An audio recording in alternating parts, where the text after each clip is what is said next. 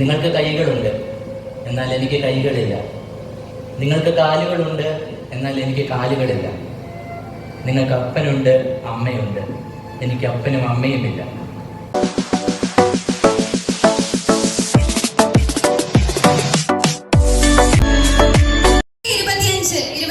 അധ്യയന വർഷത്തെ 10ാം ക്ലാസ് വിദ്യാർത്ഥികളുടെ ഗുരുവന്ദനം ചടങ്ങിലേക്ക് ഏവർക്കും സ്വാഗതം.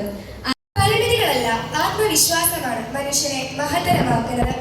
ശാരീരിക പരിമിതികളെ അതിജീവിച്ച് ജീവിതത്തെ ധൈര്യത്തോടെ നേരിട്ട നമ്മുടെ ഇന്നത്തെ ഉദ്ഘാടകൻ കൂടിയായ ഷോൺ അഭിഷേക് ചേട്ടനെ തികഞ്ഞ ആദരവോടെ ഏറ്റവും ബഹുമാനത്തോടെ ഗുരുവന്ദനം ചടങ്ങ് തിരിതെളിച്ച് ഉദ്ഘാടനം ചെയ്യുന്നതിനായി ക്ഷണിച്ചുകൊള്ളുന്നു.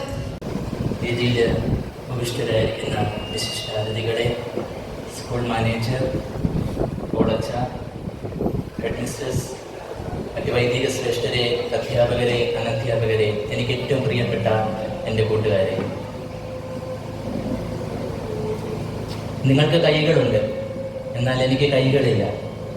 നിങ്ങൾക്ക് കാലുകളുണ്ട്, എന്നാൽ എനിക്ക് കാലുകളില്ല.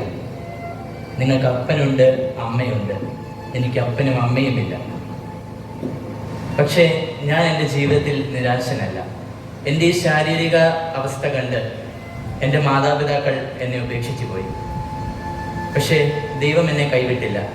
ദൈവത്തിൻ്റെ മാലാഖമാരായ സിസ്റ്റേഴ്സ് എന്നെ ഏറ്റെടുത്ത് സംരക്ഷിച്ചു.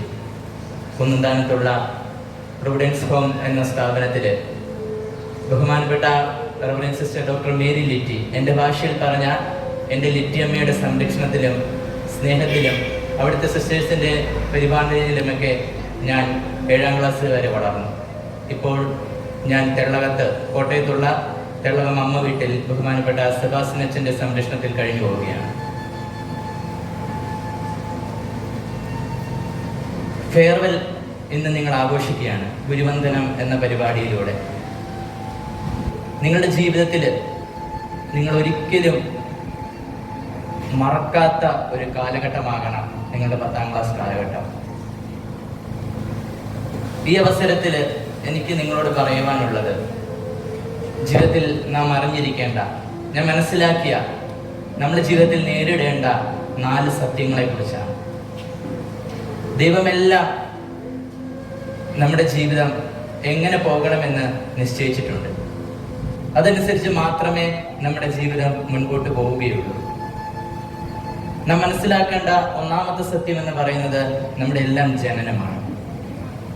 നമ്മളെല്ലാവരും ഈ ഭൂമിയിലേക്ക് ഇന്ന വർഷം, ഇന്ന മാസം, ഇത്രാം തീയതി, ഇന്ന മാതാപിതാക്കളിൽ നിന്ന് ജനിച്ചു എന്നുള്ളത് ദൈവനിശ്ചയമാണ്.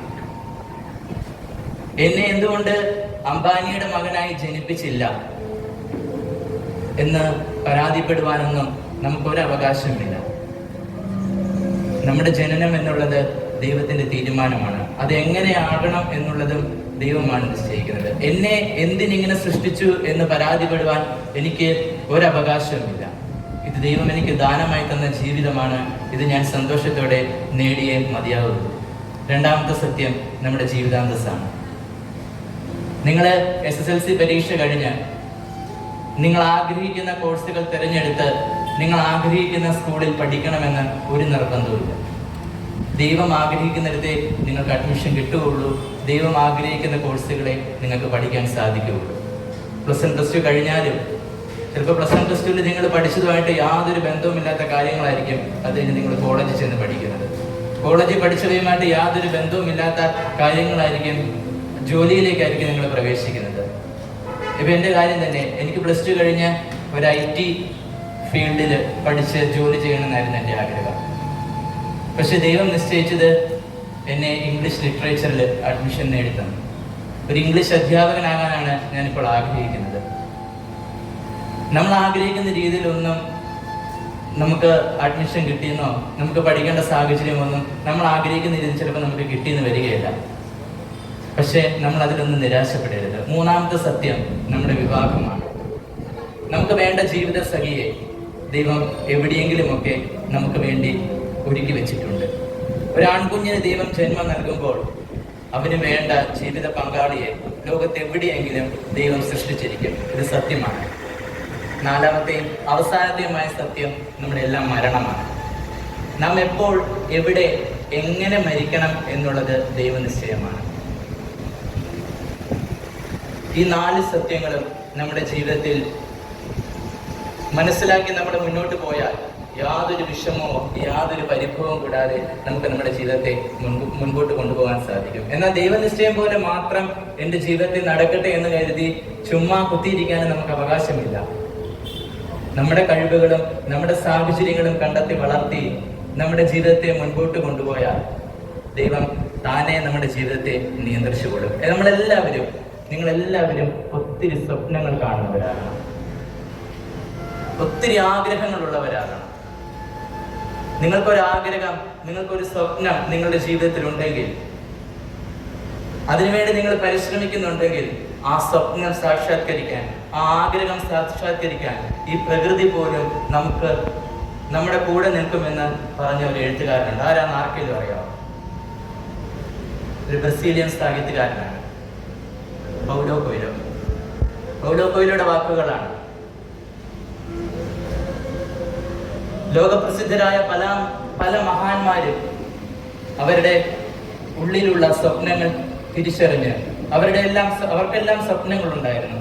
അവർ അതിന് പിന്നാലെ പോയി. അതുകൊണ്ടാണ് അവര് പ്രഗത്ഭരായത്. അവരുടെ ജീവിത സാഹചര്യങ്ങളും എല്ലാം വളരെ മോശമായിരുന്നു. അങ്ങനെയുള്ള ഒരു ജീവിത അന്തരീക്ഷത്തിൽ നിന്നും അവര് ലോകപ്രസിദ്ധരായി.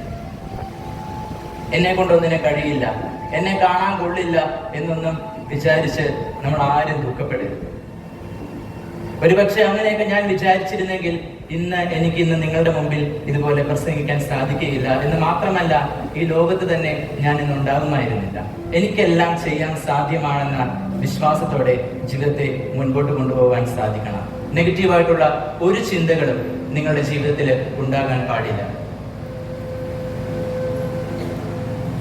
എല്ലാം സാധ്യമാകുമെന്ന ശുഭാപ്തി വിശ്വാസത്തോടെ നിങ്ങളുടെ ജീവിതത്തെ മുൻപോട്ട് കൊണ്ടുപോകണം. നിങ്ങളുടെ ജീവിതത്തിൽ സഹോദരിക്ക് അല്ലെങ്കിൽ ആർക്കുമാകട്ടെ ഒരു സഹായം, ഒരു നന്മയെങ്കിലും ചെയ്യാത്തൊരു ദിവസം നിങ്ങളുടെ ജീവിതത്തിൽ ഉണ്ടാവരുത്. പ്രോത്സാഹനത്തോടുള്ള ഒരു വാക്ക്, ഒരു പുഞ്ചിരി, തലോടല്, സാരമില്ലടാ, സാരമില്ലടി, ഞാൻ നിന്റെ കൂടെ ഉണ്ട് എന്നൊരു വാക്ക്, ഇങ്ങനെ എന്തെങ്കിലുമൊക്കെ മതി. അവരും ഹാപ്പി, നമ്മൾ ഹാപ്പി. വിശുദ്ധ ചാവറേച്ചൻ പറയുന്നുണ്ട്, നിന്റെ ജീവിതത്തിൽ നന്മ ചെയ്യാത്ത ഒരു ദിവസം ഉണ്ടെങ്കിൽ അന്നത്തെ ദിവസം നിനക്ക് അത്താഴം കഴിക്കാൻ അനുവാദമില്ല എന്ന്. മറ്റുള്ളവരുടെ സഹായങ്ങളും മറ്റുള്ളവരുടെ നന്മകളും കൊണ്ടാണ് ഞാൻ ജീവിക്കുന്നത്. എന്തിന് എന്നെ ഇങ്ങനെ കൈയും കാലുമില്ലാത്തവനായി സൃഷ്ടിച്ചു എന്ന് ദൈവത്തോട് ചോദിച്ച പല നിമിഷങ്ങളുമുണ്ട്. പക്ഷേ എന്നെ സൃഷ്ടിച്ചപ്പോൾ ഒരു മാനുഫാക്ചറിങ് ഡിഫക്റ്റ് പറ്റി എന്ന് ഒരു വിശ്വാസം, ആ ഒരു അവസ്ഥയിലാണ് എൻ്റെ ഈ അവസ്ഥയെ ഞാൻ സ്വീകരിക്കുന്നത്. നമ്മളെ കൊണ്ട് എല്ലാം പറ്റും. നമുക്ക് എത്ര കുറവുകളുണ്ടോ, എത്ര പോരായ്മകളുണ്ടോ, അതൊന്നും നമ്മുടെ കുറവല്ല. ആ കുറവിൽ നിന്ന് നമുക്ക് എങ്ങനെ നമ്മുടെ ജീവിതത്തെ മുൻപിൽ എത്തിക്കാൻ സാധിക്കുമെന്ന് ചിന്തിച്ചാലുണ്ടല്ലോ, നമുക്ക് പിന്നെ നമ്മുടെ ജീവിതത്തിൽ വിഷമത്തിന് ഇട കൊടുക്കാൻ പറ്റുകയില്ല. ഒരാഴ്ചയും കൂടെ കഴിഞ്ഞാൽ നിങ്ങളുടെ ലൈഫിലെ തന്നെ ഏറ്റവും പ്രധാനപ്പെട്ട SSLC എക്സാമാണ്. ഈ സ്കൂളിൽ നിന്ന് നിങ്ങൾ 167 പേര് ഫുൾ A+ മേടിച്ചില്ലെങ്കിലും കുഴപ്പമില്ല. ഈ SSLC എന്ന കടമ്പ വളരെ വിജയകരമായി പൂർത്തിയാക്കുവാൻ നിങ്ങൾക്ക് എല്ലാവർക്കും സാധിക്കട്ടെ എന്ന് ആശംസിച്ചുകൊണ്ടും പ്രാർത്ഥിച്ചുകൊണ്ടും എല്ലാവരെയും സ്നേഹിച്ചുകൊണ്ടും അനുഗ്രഹങ്ങൾ യാചിച്ചുകൊണ്ടും ഇന്നത്തെ ഗുരുവന്ദനം എന്ന ഈ പരിപാടി ഉദ്ഘാടനം ചെയ്തതായി അറിയിക്കുന്നു.